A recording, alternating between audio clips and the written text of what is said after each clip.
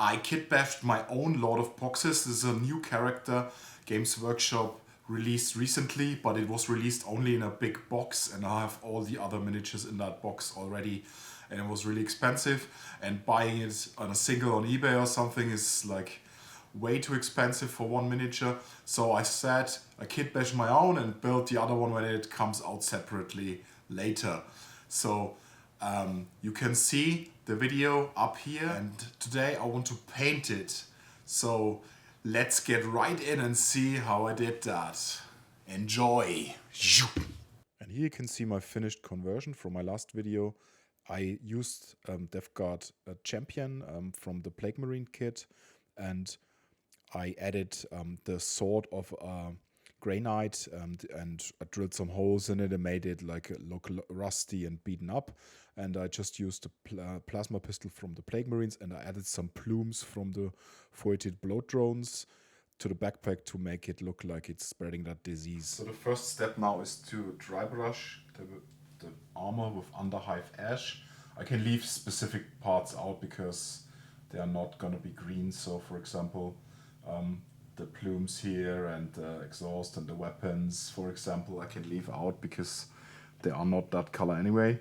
And now, and like the cape as well, just the armor panels and for example the backpack and stuff like that. So what I do now is I use a dry brush. I have this completely stopply dry brush here, and then I will use a piece of kitchen towel here, and then just the Underhive Ash. Look how gloopy it is. And then I will just dry brush it, but I will dry brush concentrating on the top here. The rims of this shoulder pad will not be that color anyway, so I will dry brush. I'll dry brush the armor like this from the top. It gets that dry brush, and from there, like, but I'm not dry brushing the whole all the way down. And on the helmet, I'm going a little bit harder on the helmet. The middle ridge will be metal anyway, so I don't have to care about that. So the helmet, and then on the armor itself, I will use the brush to make streaks in it. So I will streak down as if there's like dirt running down or something on the leg, for example, like this. But I will not go all the way down. And on the front here, oh, this was a little bit much maybe. You can wipe it off if it's too much, if you are quick. Okay, and then on the leg. On this leg here, a little more paint.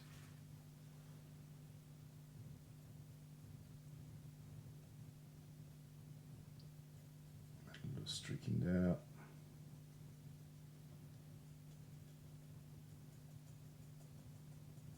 And I focus on the top, and for example here I do way less or almost nothing, and here like I do those streaks.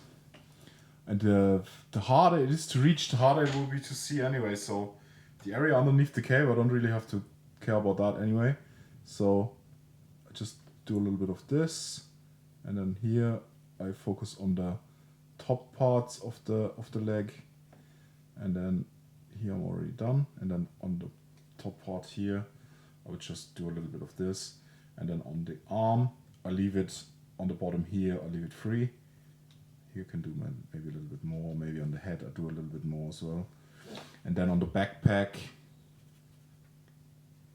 has that prominent area up here that is important. So I will do the top of it, and then I will streak it down a little bit, and that's pretty much it. And on the back you can almost see nothing because there are those plumes. And maybe, yeah, I do a little bit on here, and the outer rims here will be metal anyway. And this canister here will be metal, so don't have to care about that. And the elbow is gonna be metal as well. So yeah, that's it. Oh, maybe here a little bit on the thighs. On the bottom here, I don't really have to care about this because you cannot almost not see that anyway. maybe a little bit in here to give it a little bit more texture in here, and that's it. The leg is a good example that makes it look like almost like there's dirt, or this is dirty and this is cleaner. It's like there's like a transition of grime and stuff like that. Yeah, and then I will just use lead belcher on the armor panels. The armor panels will stay green, and then the trims like this I will paint in lead belcher, and some of those sections up here as well. And then stuff like the rivets on the front, around that little fly, and stuff like the little ridges around the armor panels and everything was painted in lead belcher. And then other stuff that was mechanical, like on the sword, the little power connector and the little like energy engine, whatever that is. And everything that I just said, okay, it would be visually interesting and makes sense that this is a metal color painted in lead belcher. And then other stuff like the sword was painted in Warblock bronze.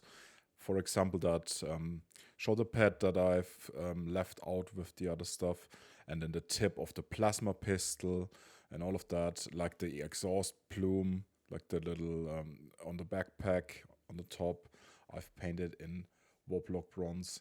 And yeah, I really like that color. It's one of my favorite, maybe it's probably my favorite metal color of Games Workshop, or favorite color at all even.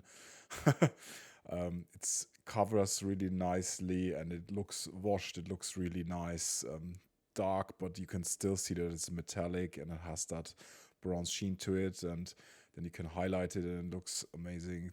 I love that color. And the next metallic color I've used is Hashot Copper. And that's a really shiny, bright metal color. And I used that, for example, on the little skulls, on the Nurgle symbol, on the shoulder pad. And something else I really like to do is to add it on the edge of the blade. So the blade is that dark bronze, Warblock bronze. And then I will do an edge highlight around the blade, and that gives it the feel that it has been sharpened recently or something. And then later on I will add a silver edge to that as well, that looks like the finest point of the edge around the sword.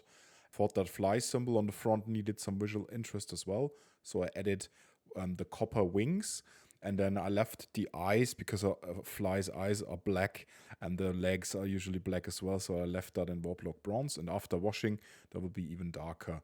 And then I added more of the Hashot Copper on those little cables on the helmet that feed into that rebreather. And the other shoulder pad has a Nurgle symbol on it as well. And I've painted those fine lines with Hashot Copper as well in the end. Now we use Skavenblight Dinge for the plasma pistol's casing and for the smoke up here. So I will not those plasma coils I will do after the washing step, so this will have to wait, so they don't have to be painted. If I hit them a little bit, doesn't matter. So I will paint the armor casing on the weapon. Then I will also paint the smoke up here. Next up is Karak Stone on the little loincloths here, and then I will also paint that tattered cloth back here as well with it. Now the next paint is Bugman's Glow. This is probably my favorite non-metallic paint from Games Workshop, and I will use it to paint all of these little bullet hole crater things in the armor, and I will give it a nice rusty texture when we wash it. And then these little tentacles here I will paint in that color. Where is it? This little thingy here that grows out there. This will be Bugman's Glow. The little exhaust thing here. Now the next step is Avalon Sunset. I will paint the little pox here, because it's a lot of poxes, so you need some pox. Yeah, and then there's some more pox here on the leg. And you know what? I forgot around those pox, the open wound flesh stuff, that should probably be painted in Bugman's Glow as well. So I will just trace that around real quick here. And then next is an accent color, Mephiston Red, just to get some color on that mini. So this little tube here will be red, for example. Then The little plague bearer is bursting from the kneecap. That guy's tongue is gonna be red. That's it, I think. Oh, yeah, this tube here. This tube here. And then there were just some various tiny bits on the base layer to finish. So I had to add some hashot copper to the broken cable because you can see the inside of the cable through. So I painted it in copper, and then the plague bearer that is bursting through the kneecap, his eye I painted in screamer pink, and then his horn and the plague bearer's horn I painted in Steel Legion drab, and then I also painted a little pox. I forgot them on the plague bearer. He has 2 little pox as well. That's what he looks like base coated, so that's all the base coats down. And now I will use the washes. So that's what he looks like base coated.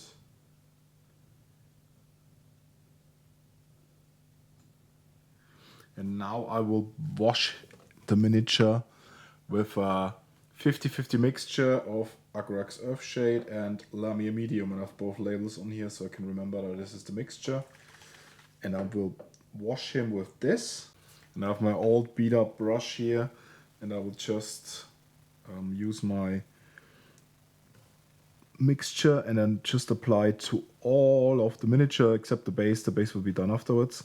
And I will try not to let it pool anywhere, and I will wash the top of the miniature less. So these areas here, I will draw the wash down more so that it doesn't accumulate up there, so that the miniature will be lighter where the light hits from the top. That's only really relevant on the armor and on the metal up here. So the stuff like the sword is really dark anyway, so you can't really see that much of a difference. It's still not really dry. And yeah, we'll wash that and then we see what it looks like afterwards. Okay, the first wash is down. 50-50 mix Agrax Earthshade Lamia Medium. And now I will wash it again. The twice washed. This time with Seraphim Sepia Lamia Medium 50-50 again. Now here I try to do the same. I try to get the top of the miniature less wash and then drag it down to the bottom. The Seraphim Sepia gives it a nice reddish tint. That emphasizes that rusty look of the holes in the armor, for example, and the metal, and it's just a nice wash. And I rather do 2 thinner washes one after each other than doing one thicker coat, because that avoids pooling and gives just a nicer coverage in my opinion. And I can apply it where I want it easier than when I do a thick coat. Okay, now I use Goblin Green to highlight the armor panels. For example, here on the legs, I will use the front edge here.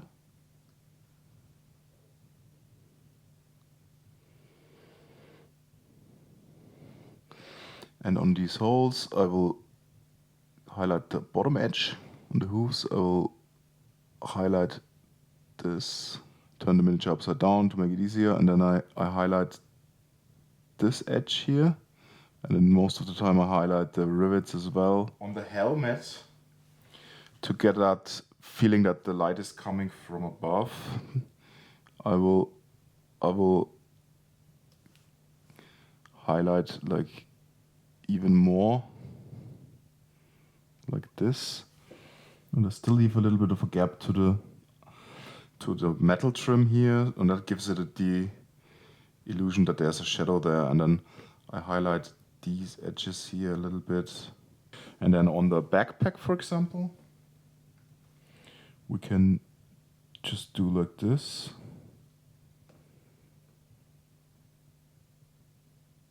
If the dirt is running down, and then like the little creases here, and then the fingers are really important to be highlighted, because humans tend to look on the hands to make sure your opponent is not weaponed. like what the hands are doing is really important for us humans. And edges like these, for example, I will also highlight stuff like this arm. I will just highlight the bottom of the holes and the top of the wrist here, and this, and then sometimes I even put a little bit of a highlight here, for example, or there. I've edge highlighted the armor, and now I will show you why we did not paint that plasma coil, and I do the same on one of the eyes. So to make that really pop, I use my secret weapon. It's Spirit Stone Red and a really bright silver, for example, Stormhost Silver you can use for that. So I will use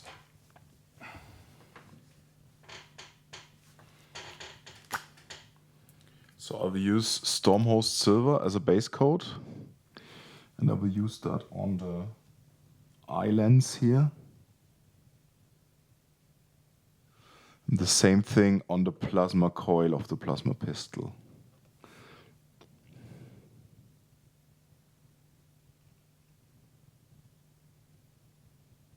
Okay, now the plasma pistol, the coils are silver and the eye lens is silver as well. And now I use the Spirit Stone Red, and there's not really any secret about this. I just put it on there. It's one coat. So Spirit Stone Red over the eye lens.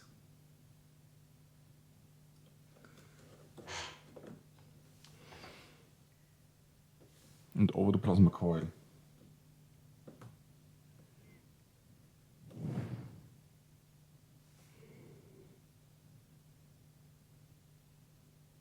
The drying time of the Spirit Stone Red is a little bit higher, so I recommend waiting like 10-20 minutes until you go near that and paint anything else that is near. But it really makes the miniature pop. And now one of the most important steps, the Stormhost Silver highlight step, that gives that kind of comic-y feel of the miniature. And with Stormhost Silver, I will edge highlight the sword again, so that needs to be an even finer edge highlight, so you can still see the copper underneath where the weapon has been sharpened or something, and then the finest point is the silver. I think that just looks really cool, like it's a really fine edge.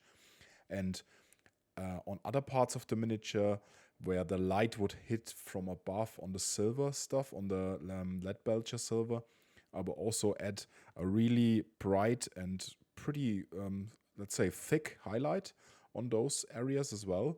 And that really makes the metal pop and like looks really bright compared to the other parts of the miniature right now. But we will knock that back again with some rust effects in the end. So not all of that will be as shiny as it is now. And on stuff like the machinery on the bottom, just the top will get a highlight. And then stuff like this bottom edge where the light would catch as well. And then I messed up a little bit, would just go in with the clean up the brush and then just clean it off a little bit. And the little exhaust thing here get a big highlight, and the little skull here gets, his forehead gets a little bit more, and then top here and the rivets as well. And then this edge here also gets the top layer. Yeah, and that's what the highlighted result looks like. I will use Stormworm in Fur and then just highlight the gun casing wherever the light would touch it as well. The plasma coil seems to be also dry now, so I will take undiluted Acrylex Earthshade, handy Nurgle paint holder here, and I will use undiluted Acrylex Earthshade now to give that edge a little bit of a darker shadow. So I will just do that along the side of the plasma coil. And that's it. And sometimes if you have bigger eye lenses, you can do it on the bottom of the eye now, but I think on here there's Not much that this will do. Yeah, maybe. The next step is I use the hashed copper again, and I do the same thing I did with the silver, with the Stormhost silver, and paint the edges of the bronze with it as well. And then also the edges of the hashed copper I painted before. So, for example, the top of these skulls, and then the rivets on this arm. And then I will also give that sword the middle edge. I will really careful and give that little bit of a ridge here, like that. And you can highlight some of the holes a little bit as well, but they will be filled up mostly with verdigris, with nitrile oxide as well, so it doesn't really matter that much. And then stuff like the edge of the shoulder pad, and then on the armor parts like this, carefully the top edge here gets a big highlight as well. And then the plasma pistol is important because that's a really prominent outsticking part. And I will also, on the plasma pistol, for example, I will paint almost the whole front of the tip. And on the fly, I just give the slightest bit. That was too much. Wipe it off with the finger again. Slightest bit on the eyes. And on the little legs. And on the wings, a little bit on the top here. The next step is Avalanche Sunset and Flesh Gets Yellow for the Pox. So I will use Avalanche Sunset, Flesh Gets Yellow 50-50. And then Flesh Gets Yellow pure on the Pox. And put the center and a little bit more to the top of the pustules. These are the rest ones that I've converted up on the legs. And then pure Avalanche Flesh Gets Yellow on the big finer highlight, and that really makes them pop. You don't want that. You don't want the pustules to pop, right? Highlighting the red with Evil Sun Scarlet.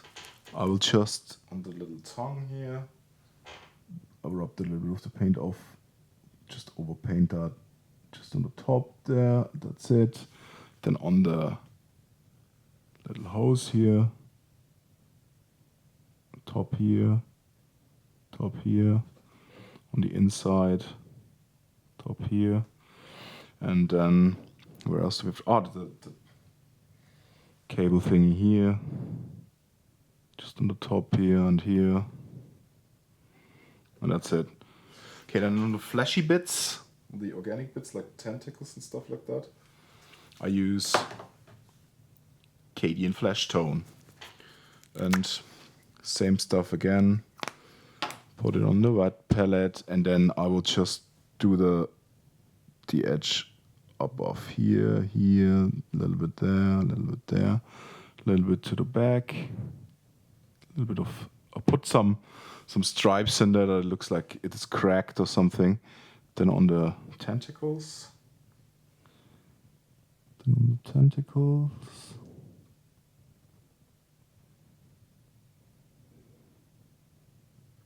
Just on the top and then little cups on the bottom. The cape. I will just use the same paint that I used to paint it, Karak Stone. And then I will just give those raised edges a little bit. That was a little bit much. Brush it off again. The raised edges a little bit of a kick. Don't go too far to the bottom because that is dirtier with the wash. And then just here a little bit, there a little bit. And on the little holes where it's teared. Here, maybe a little bit more there, that was too much.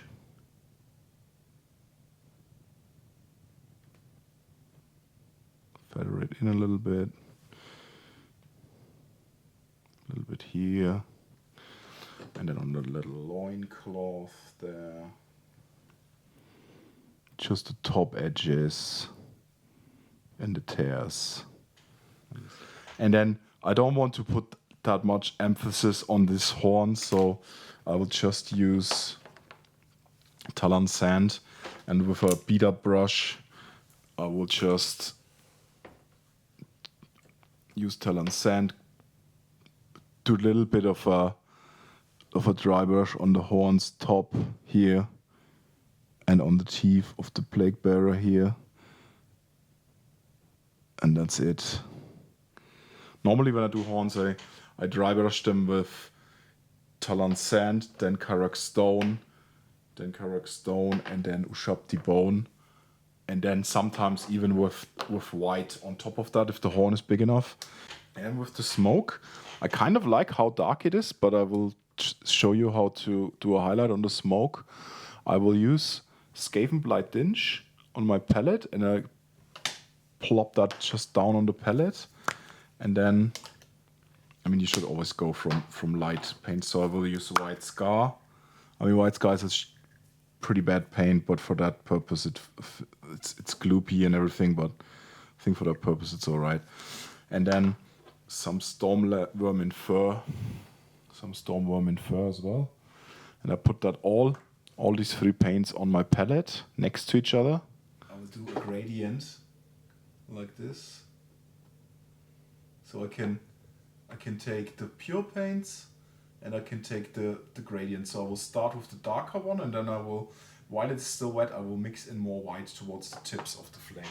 Take our brush, load it up with a bunch of water, and then we paint it towards the outer parts of the smoke. And then the more smoke you have, the more difficult it is to do that all wet. So it was probably stupid of me to do on two smoked things at once, but whatever. So on the outer sides, and then we mix in a little bit of the brighter paint while it's still wet.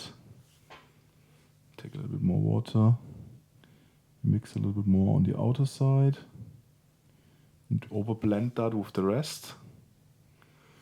And then we go progressively brighter and brighter while it is still wet, so that's called wet blending.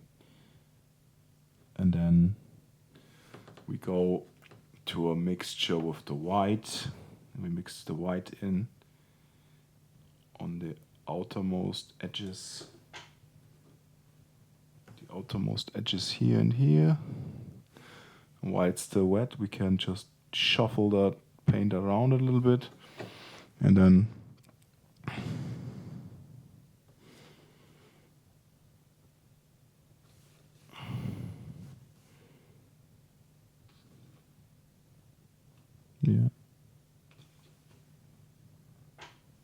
and we mix the white in more and more.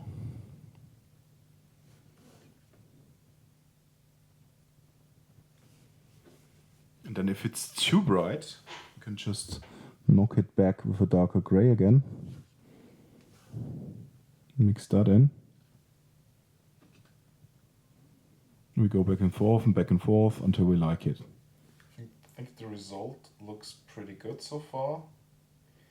And then if you don't like the smoke, how it looks like, you can take the darkest color and then just the stuff that is too bright, knock it down a little bit, make it a little bit darker. Or if the tips are not white enough, you can just take some pure white after it's dried and then add it to the tips to highlight them even more.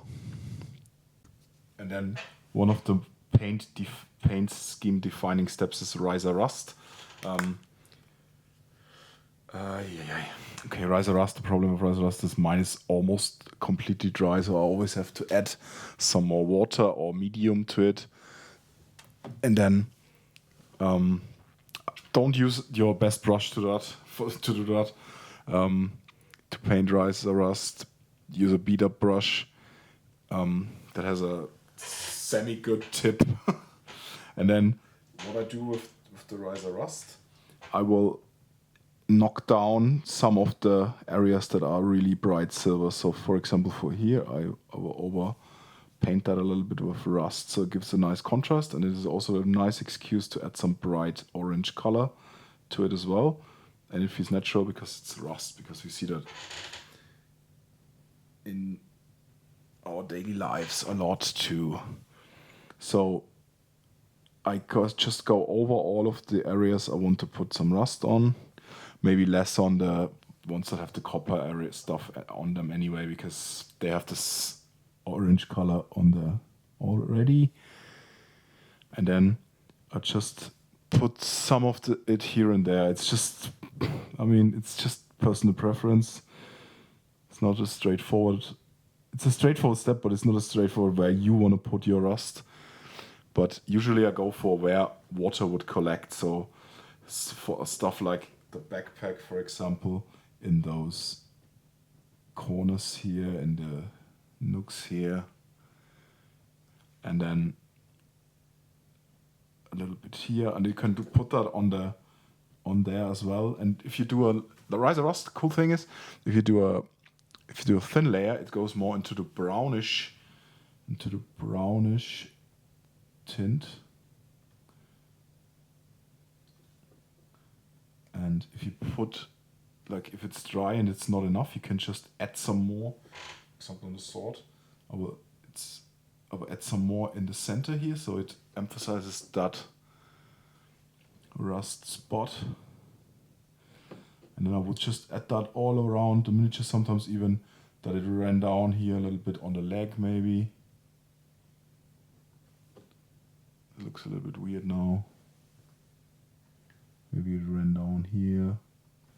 Or one of the rivets is rusty, this one, and it's on the bottom of this thing here, because the rust ran down. And then of course it's on the weapon as well a little bit. Everything that is the silver and a little bit of the areas around it can be rusty. And then, for example, on the chain, I just do it on some of the chain links. And on these, I usually tend to do that on the bottom of these, because it looks cool if the top is really shiny and the bottom is a little bit more rusty.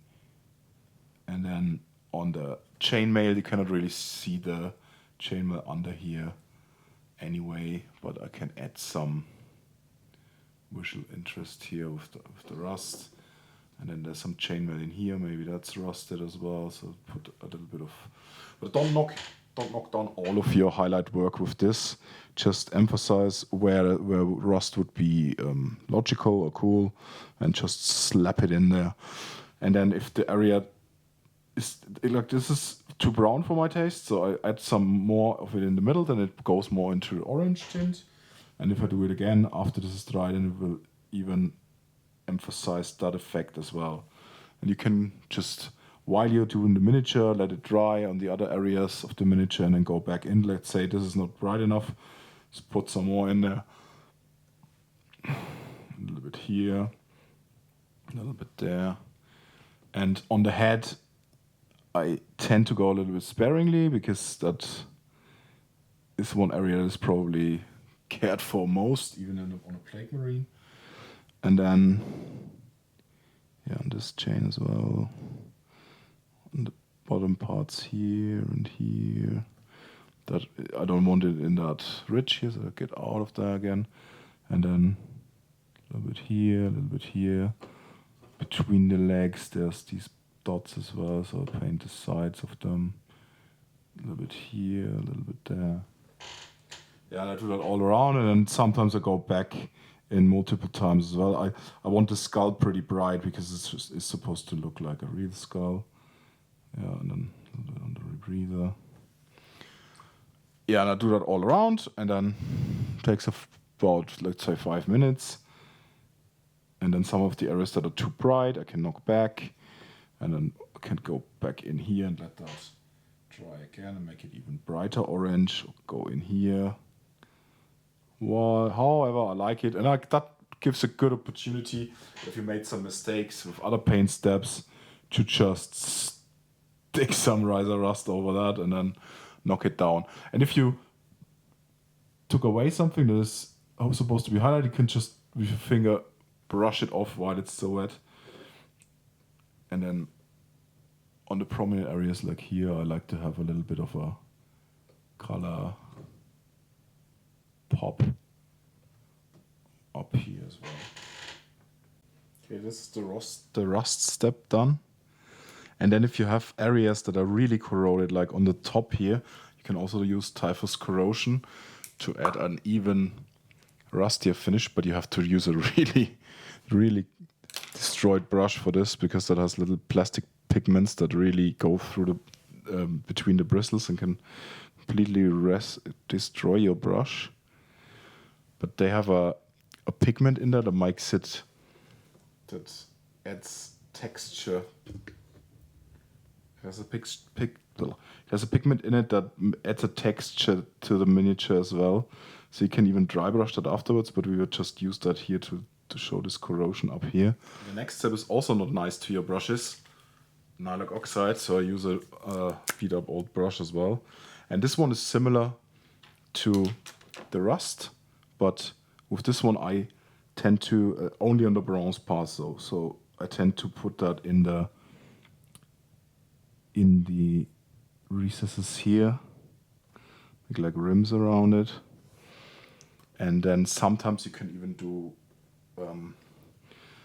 like in the eyes of the skulls here, you can add it in, and then you can add it in between here, and then you can let it run down and use it on here in this rivet. Then it's here, it ran down in the crease here, and then on the weapon it corroded this. So the holes are all corroded through. And on the hilt, I add some here. And after this is dry, I will add some more, because this is really liquid. But don't go too nuts on it on the first pass. You can always do a second pass. Taking it away is really difficult. Adding it is easy. And then on spaces like here where the water would pool and run down. And on the little fly between the wings, I will add some on the one wing, on the bottom of the wings, between those little legsies, between the eyes. I don't want to obscure detail with it. I want to emphasize the detail with it. That's the important part. And on the stuff like these, I will add it in between there. That was maybe a little bit much, so take it off a little bit again. And on the weapon, on the plasma front thingy here, I will do the little exhaust, or heat vents, or whatever they called, in the side here. And on the bottom of the weapon, I will do a little bit. Maybe that was a little bit much. Wipe it off again. And the one of the eyes is just a ball of bronze. It's a little bit much. Okay. And then here a little bit more. And then if it's not enough, you can just add some more. For example, on the sword, I can add some more in here, and that would emphasize it. You can also thin it down with water to be more careful and have it in more layers, but I just add it. Yeah, that's kind of the effect on the corrosion I want to go for. Could add some more here. Just yeah. And then over here. Yeah, that's about it. And then the miniature is done, but the base has to be done. Now we have to take care of the base, so we paint the whole base in Steel Legion drab first. Also, brush you're not too fond of. Not the best. Don't use your best brush on stuff that really takes a toll on it. So we'll just paint the whole base with it. Try to not get anything on the legs, but it's not the end of the world if I do. And the skulls and everything on the base. Okay, now I've waited till the base is bone dry. The next step will be to wash it with pure Agrex Oil Shade. I just completely slap that over everything. And that's it. That's all of the secret. Okay, the base has dried. The acrylic surface is dry, and now I can dry brush the thing with, first of all, Talon sand. Then I dry brush it with Karak stone, and then with Ushabti bone, and then the skulls I dry brush with the white scar. And let's start. And I take this brush. It's not the nicest dry brush I have, but it's fine. Then I make the bristles a little bit wet, and then I dry brush the most of the wetness out again. Alright, and then can give it a try. Yeah, looks alright. And then sometimes you can also just go back to the tissue and then use the paint that's already on there 1 or 2 times. A little bit stronger on the skulls because they've got to be white in the end, and then it looks better. There's not that much of a I don't know what I'm saying. Okay, that's the first layer. And then you can go straight with the same brush. Go in there. No pesky drying time. No annoying drying times or anything. Okay, that's the second color. It's a pretty quick process. It can sound like a little bit daunting if you say, oh, it's 4 different paints. Oh no, it takes such a long time. But dry brushing is so much quicker than anything else. The next, the Ushabti bone. I use it once to get the old paint out, and then straight to dry brushing a little bit more on the skulls again. And it doesn't have to be 100% even because it's basically dirt on the ground, so that wouldn't be even in real life too. So it's fine when it's not 100% conform the coat on the floor. And on the skulls, do a little bit more. How many skulls did I put? 3, 4. Ooh. And then I take the white scar, probably one of the worst white paints in the market, only on the skulls. And when I like the result, go to the next. That was a little bit too wet.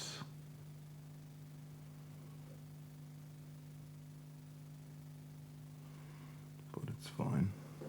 Okay, now that's it. And then the ground is pretty light now. So I will wash that again with pure acrylic earthshade. Okay, I went back and gave the skulls another pass with the white again because I couldn't see it with the camera angle, so they're even whiter now. But now I will go with the pure acrylic earthshade, and I will just paint the stuff between the plates, so between the stones. So I will go here, and obviously not the skulls. So I leave the stone white as it is, and that gives a nice contrast to the surrounding dirt, to the surrounding sand or whatever. Base is done now, so I can do the most satisfying step in my opinion, painting the base edge. I just use some Abaddon black.